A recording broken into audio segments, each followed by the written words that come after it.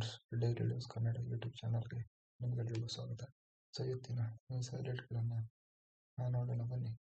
So Bangla ಆರೋಪ ಭಾರತಕಾರ ಉಸ್ಮಾನ್ ನದಿ ಹಂತಕರು ಭಾರತಕ್ಕೆ ಪರಾರಿ, ಢಾಕಾ ಪೊಲೀಸರ ಹೇಳಿಕೆ ಏನು? ಇಂಕುಲಾಬ್ ಮಂಚಿನ ಶರೀಫ್ ಉಸ್ಮಾನ್ ನದಿಯವರ ಹತ್ಯೆ ಆಯಿತು.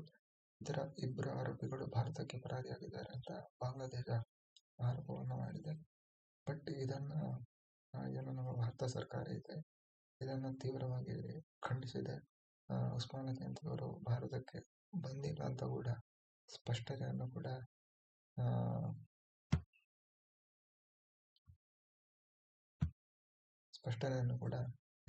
ನೀಡಿದೆ. ಸೊ ಉಸ್ಮಾನ್ ನದಿ ಹಂತಕರ ಯಾರು ಆರೋಪಿಗಳೇನಿದ್ದಾರೆ, ಫೈಜಲ್, ಕರೀಂ ಮಸೂದ್ ಮತ್ತು ಅಲಂಗೀರ್ ಶೇಖ್ ತಮ್ಮ 7 ಸಹಚರರು ಇದ್ದಾರೆ. ಅವರ ಜೊತೆ ಭಾರತಕ್ಕೆ ಪರಾರಿಯಾಗಿದ್ದಾರೆ ಥ್ರೂ ಮೇಘಾಲಯ ಅಂತ ಆರೋಪವನ್ನು ಬಾಂಗ್ಲಾದೇಶ ಮಾಡಿದೆ. ಭಾರತದನ್ನು ಸಂಪೂರ್ಣವಾಗಿ ನಿರಾಕರಿಸಿದೆ. ಹಾಗೆ ವಾಯುನೆಲೆ ಹಾನಿ ಒಪ್ಪಿಕೊಂಡ ಪಾಕ್. ಸೊ ಏನು ಆಪರೇಷನ್ ಸಿಂಧೂರ್, ಆ ಪಾಲ್ಗಾಮ್ ಅಟ್ಯಾಕಿನ ಒಂದು ಪ್ರತಿಯಾಗಿ ನಾವು ಏನು ಭಾರತ ಒಂದು ಆಪರೇಷನ್ ಸಿಂಧೂರ ನಡೆಸ್ತು.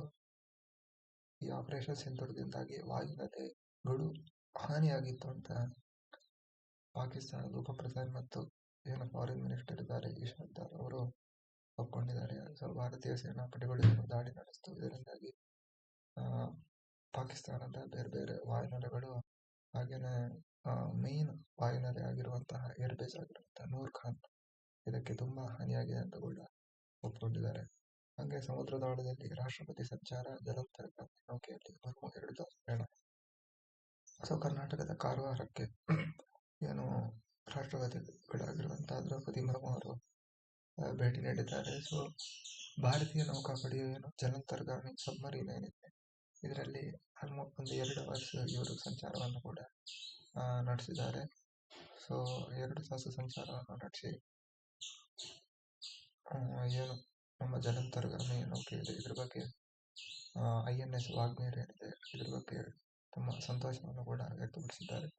ಸೊ ಇದು ಏಷ್ಯಾದ ಅತಿ ದೊಡ್ಡ ನೌಕಾನೆಲೆಯಾಗಿ ಬದಲಾಗುತ್ತಿರುವ ಕಾರವಾರದ ಕದಂಬ ನೌಕಾನೆಲೆಗೆ ರಾಷ್ಟ್ರಪತಿಯವರು ಅವರ ಪ್ರಥಮ ಭೇಟಿ ಕೂಡ ಆಗಿದೆ. ಕಾಶ್ಮೀರದಲ್ಲಿ 30ಕ್ಕೂ ಅಧಿಕ ಪಾಕ್ ಉಗ್ರರು. ಸೊ ಜಮ್ಮು ಕಾಶ್ಮೀರದ ಏರಿಯಾ ಏನಿದೆ ಇಲ್ಲಿ 30ಕ್ಕೂ ಕೂಡ ಅಧಿಕ ಪಾಕಿಸ್ತಾನದ ಉಗ್ರರು ಇದ್ದಾರೆ ಅಂತ ನಮ್ಮ ಏನೊಂದು ಬೇಹುಗಾರಿಕೆ ಮೂಲ ಇದೆ ಇವರು ತಿಳಿಸಿದ್ದಾರೆ. ಸೊ ಚಿಲ್ಲೈ ಕಲಾನ್ ಎಂದು ಕರೆಯಲ್ಪಡುವ ಹಿಮಾಚ್ಛಾದಿತ ಕಠೋರ ವಾತಾವರಣದಲ್ಲಿ ಭಯೋತ್ಪಾದಕತೆಯನ್ನು ಮಟ್ಟ ಹಾಕಲು ಭಾರತೀಯ ಸೇನೆ ಪ್ರಯತ್ನವನ್ನು ಪಡ್ತಿದೆ. ಇದರ ಮಧ್ಯೆನೇ ಇವಾಗ ತೀವ್ರ ಚಳಿಗಾಲ ಆಗಿರೋದ್ರಿಂದ ಟೆರರಿಸ್ಟ್ಗಳನ್ನ ಪತ್ತೆ ಮಾಡಕ್ಕೆ ಮತ್ತೆ ಅವುಗಳನ್ನ ಸ್ವಲ್ಪ ಕಷ್ಟ. ಹಂಗೇನೆ ಚಳಿಗಾಲದಲ್ಲಿ ಮರುಸಂಘಟನೆ ಇವರು ಒಟ್ಟಾಗಿ ಆಗುವಂತ ಏನು ಅವ್ರದ್ದು ಉದ್ದೇಶ ಏನಿದೆ ಈ ಚಳಿಗಾಲದಲ್ಲಿ ಆಗುವ ಚಾನ್ಸಸ್ ಇಲ್ಲ ಜಾಸ್ತಿ. ಯಾಕಂದ್ರೆ ವಿಪರೀತ ಮಂಜು ಇರೋದ್ರಿಂದ, ಐಸ್ ಇರೋದ್ರಿಂದ ನಮ್ಮ ಏನು ಭದ್ರತಾ ಪಡೆಗಳಿಗೂ ಇವರು ಕಾರ್ಯಾಚರಣೆ ಮಾಡೋಕ್ಕೆ ಸ್ವಲ್ಪ ಕಷ್ಟ ಆಗ್ತಿದೆ. ಸೊ ಇದನ್ನು ಇವರು ಟೆರರಿಸ್ಟ್ಗಳು ಯುಟಿಲೈಸ್ ಮಾಡ್ಕೋತಿದ್ದಾರೆ ಅಂತ ಕೂಡ ವರದಿಯಾಗಿದೆ. ಹಂಗೆ ಇವರು ಏನು ನಮ್ಮ ಭಾರತೀಯ ಸೇನೆ ಮತ್ತು ಭದ್ರತಾ ಪಡೆಗಳು ನಿರಂತರ ಕಾರ್ಯಾಚರಣೆ ನಡೆಸಿ ಉಗ್ರರನ್ನು ದಮನ ಮಾಡ್ತಿದ್ದಾರೆ. ಇದರಿಂದಾಗಿ ಪ್ರೆಷರ್ಗೆ ಒಳಗಾಗಿರೋ ಉಗ್ರರು ಸೊ ಕಿಸ್ತವಾರ್, ದೋಡಾ ಮುಂತಾದ ಜನವಸತಿ ಕಡಿಮೆ ಇರುವಂತ ಬೆಟ್ಟ ಪ್ರದೇಶದಲ್ಲಿ ರಕ್ಷಣೆಯನ್ನು ಪಡೆದಿದ್ದಾರೆ ಅಂತ ಕೂಡ ಹೇಳಿದ್ದಾರೆ. ಹಂಗೆ ಕಾಂಗ್ರೆಸ್ ಸಿದ್ಧಾಂತಕ್ಕೆ ಇಂದು ಸಾವಿಲ್ಲ.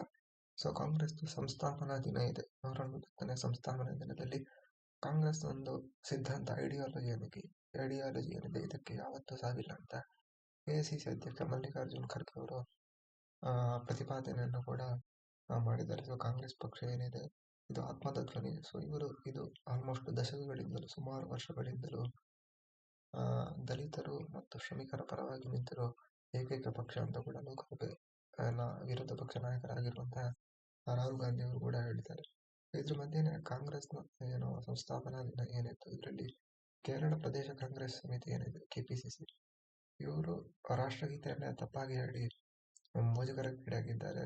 ಇದು ಟಿವಿ ಮೀಡಿಯಾಸ್ಗಳೆಲ್ಲ ಬಂದು ಏನು ಅಪೋಸಿಷನ್ ಏನಿದ್ದಾರೆ ಅವರಿಗೊಂದು ಸ್ವಲ್ಪ ಇವರ ಮೇಲೆ ಕೇರಳ ಕಾಂಗ್ರೆಸ್ ಅವರ ಮೇಲೆ ಒಂದು ಆಪಾದನೆಯನ್ನು ಮಾಡಕ್ಕೆ ಒಂದು ಸುಲಭ ತುತ್ತಾಗಿದ್ದಾರೆ. ಪರಿಣಮಿಸಿದೆ. ಕೇರಳ ಪಾಲಿಟಿಕ್ಸ್ ಕಾಂಗ್ರೆಸ್ಗೆ ಕಸಿವಿಸಿ. ಸೊ ಏನು ಕೋಗಿಲು ಗ್ರಾಮದ ಯಲಂಕ ಬಳಿ ಇರುವ ಕೋಗಿಲು ಗ್ರಾಮದಲ್ಲಿ ಏನು ಸರ್ಕಾರಿ ಜಮೀನಿನ ಮೇಲೆ ಅಕ್ರಮವಾಗಿ ಶೆಟ್ಟಿಗಳನ್ನು ನಿರ್ಮಿಸಿ ಏನು ಬಡಾವಣೆಯನ್ನು ಮಾಡಿದ್ರು, ಇದನ್ನ ಕರ್ನಾಟಕ ಗೌರ್ಮೆಂಟ್ ಅವರು ಕಂಪ್ಲೀಟ್ ಆಗಿ ತೆರವು ಮಾಡಿದ್ರು.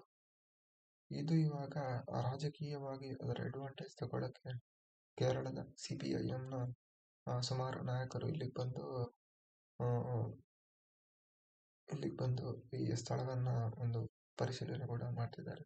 ಸೊ ಇವರು ಹೇಗೆ UPಯಲ್ಲಿ ಬುಲ್ಡೋಸರ್ ಏನೊಂದು ಬುಲ್ಡೋಸರ್ ಬಾಬಾ ಅಂತ ಹೇಳ್ತೀವಿ, ಬುಲ್ಡೋಸರ್ ಕಾರ್ಯಾಚರಣೆ ಅಂತ ಹೇಳ್ತೀವಿ, UP ಯೋಗಿ ಆದಿತ್ಯನಾಥ್ ಅವರು ಮಾಡುವಂಥದ್ದು, ಅದೇ ರೀತಿ ಕರ್ನಾಟಕದಲ್ಲೂ ಅದನ್ನ ಮಾಡ್ತಿದ್ದಾರೆ ಅಂತ ಕೂಡ ಹೇಳಿದ್ದಾರೆ. ಸೊ ಏನು ಕೇರಳದ ಸುಮಾರು CPIM ಶಾಸಕರು ಏನಿದ್ದಾರೆ ಅವರೆಲ್ಲ ಬಂದು ಇದರ ಅಡ್ವಾಂಟೇಜ್ ಅನ್ನ ಏನು ಕೇರಳದಲ್ಲಿ ವೋಟಿಂಗ್ ನಡೀಲಿಕ್ಕಿದೆ ವಿಧಾನಸಭಾ ಚುನಾವಣೆ, ಅದಕ್ಕೋಸ್ಕರ ಇದನ್ನ ಅಡ್ವಾಂಟೇಜ್ ಆಗಿ ತಗೊಳ್ಳೋಕ್ಕೋಸ್ಕರ CPIM ವಿವಿಧ ಶಾಸಕರು ಕೂಡ ಇಲ್ಲಿಗೆ ಬಂದು ಅಸಂತ್ರಸ್ತರನ್ನ ಭೇಟಿ ಮಾಡಿದ್ದಾರೆ.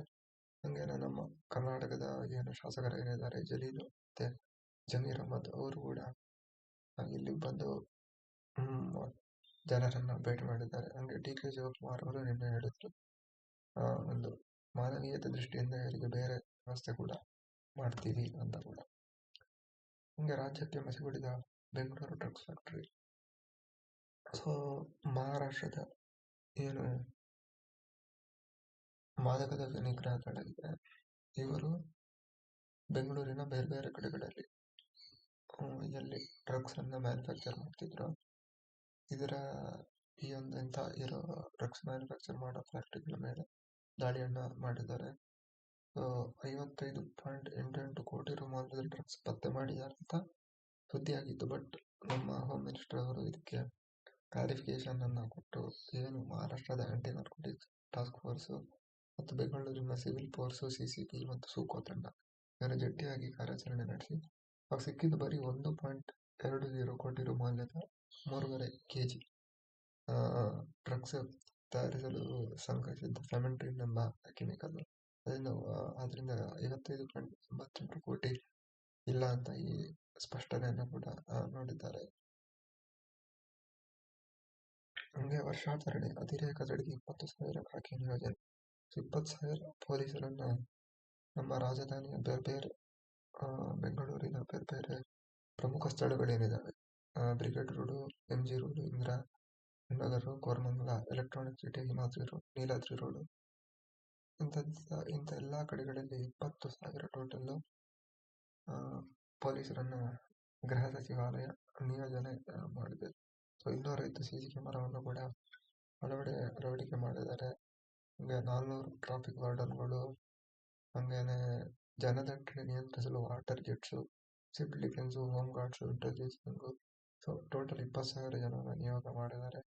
ಹಾಗೆ 2,500 ಟ್ರಾಫಿಕ್ ಪೊಲೀಸರು, 28 KSRP ತುಕಡಿಯವರು, 21 CAR, 266 ಹೊಯ್ಸಳ ವೆಹಿಕಲ್ಸ್, 250 ಕೋಬ್ರಾ ವೆಹಿಕಲ್ಗಳನ್ನು ಕೂಡ ಈ ಟೈಮಲ್ಲಿ ನಿಯೋಜನೆ ಮಾಡಿದ್ದಾರೆ.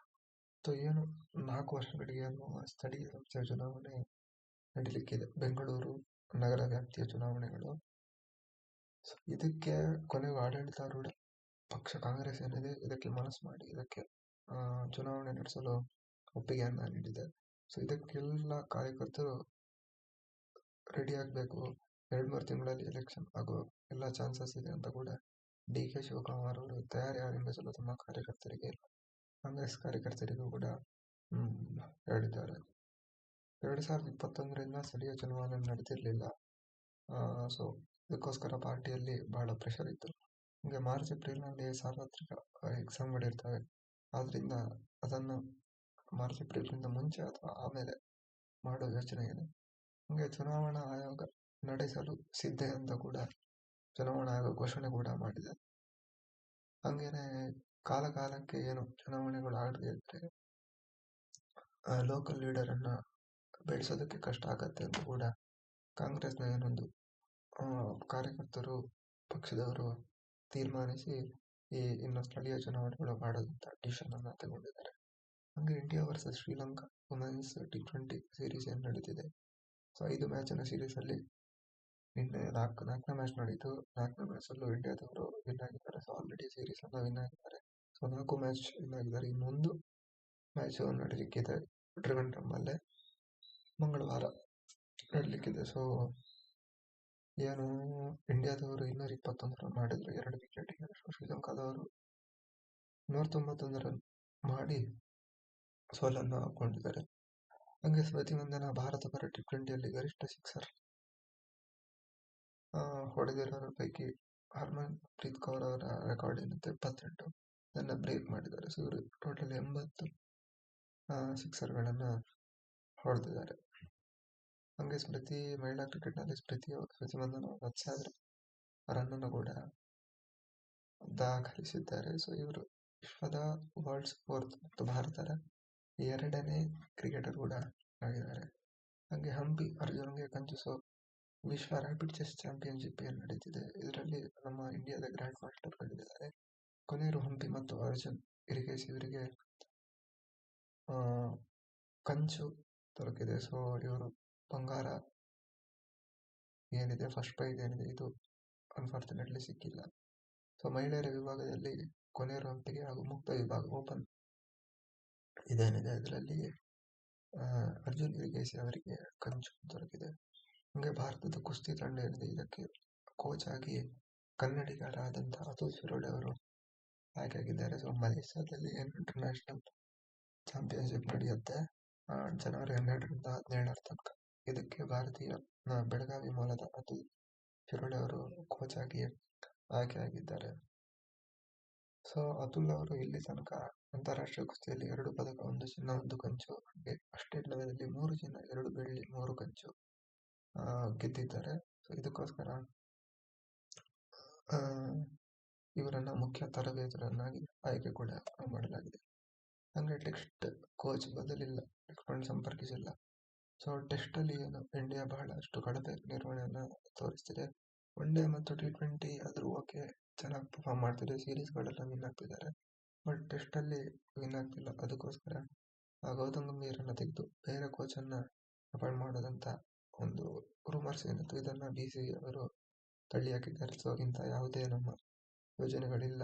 ಗಂಭೀರ್ ಅವರೇ ಟೆಸ್ಟ್ ಕೋಚ್ ಆಗಿ ಕಂಟಿನ್ಯೂ ಆಗ್ತಿದ್ದಾರೆ. ನಾವೇನು VS ಲಕ್ಷ್ಮಣ್ ಅವರನ್ನ ಕಾಂಟ್ಯಾಕ್ಟ್ ಕೂಡ ಮಾಡಿಲ್ಲ ಅಂತ ಸ್ಪಷ್ಟನೆಯನ್ನು ಕೂಡ ನೀಡಿದ್ದಾರೆ.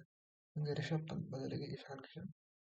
ಸೊ ನೆಕ್ಸ್ಟ್ ಇವಾಗ ಜನವರಿಯಲ್ಲಿ ಏನು ನ್ಯೂಜಿಲೆಂಡ್ ವಿರುದ್ಧದ ಒನ್ ಡೇ ಸೀರೀಸ್ ಏನಿದೆ ಇದಕ್ಕೆ ರಿಷಬ್ ಪಂತ್ ಬದಲು ಇಶಾನ್ ಕಿಶನ್ ಅವರು ಆಯ್ಕೆಯಾದ ಎಲ್ಲ ಚಾನ್ಸಸ್ಗಳು ಇದ್ದಾವೆ ಬದಲಿ ಕೀಪರ್ ಆಗಿ. ಸೊ ಫಸ್ಟ್ ಕೀಪರ್ ನಮ್ದು KL ರಾಹುಲ್ ಅವರೇ ಆಗಿದ್ದಾರೆ. ದಕ್ಷಿಣ ಆಫ್ರಿಕಾ ವಿರುದ್ಧ ಸೌತ್ ಆಫ್ರಿಕಾ ವಿರುದ್ಧ ಸೀರೀಸ್ ಏನಾಗಿತ್ತು ಅದರಲ್ಲಿ ರಿಷಬ್ ಪಂತ್ ಅವರು ಟೀಮಲ್ಲಿ ಇದ್ರು, ಬಟ್ ಅವರಿಗೆ ಆಡಕ್ಕೊಂದು ಚಾನ್ಸ್ ಸಿಕ್ಕಿರಲಿಲ್ಲ. ಬಟ್ ಇಲ್ಲಿ ಅವರನ್ನ ಸೆಲೆಕ್ಟ್ ಮಾಡದೆ ಇಶಾನ್ ಕಿಶನ್ ಅವರನ್ನ ಸೆಲೆಕ್ಟ್ ಮಾಡೋ ಎಲ್ಲ ಚಾನ್ಸ್ಗಳು ಇದ್ದಾವೆ. ಸೊ ಇದಾಗಿತ್ತು ಇವತ್ತಿನ ನ್ಯೂಸ್ ಹೈಲೈಟ್ಗಳು. ಸೊ ನಾನು ಮಾಡ್ತಿರೋ ವಿಡಿಯೋ ಏನಾದರೂ ಇಷ್ಟ ಆಗಿದ್ರೆ ಲೈಕ್ ಮಾಡಿ, ಶೇರ್ ಮಾಡಿ, ಕಮೆಂಟ್ ಮಾಡಿ, ಹಾಗೆ ಚಾನಲನ್ನು ಸಬ್ಸ್ಕ್ರೈಬ್ ಮಾಡೋದನ್ನು ಮರಿಬೇಡಿ. ಮತ್ತೆ ನಾಳೆ ಸಿಗೋಣ. Bye bye. Thank you.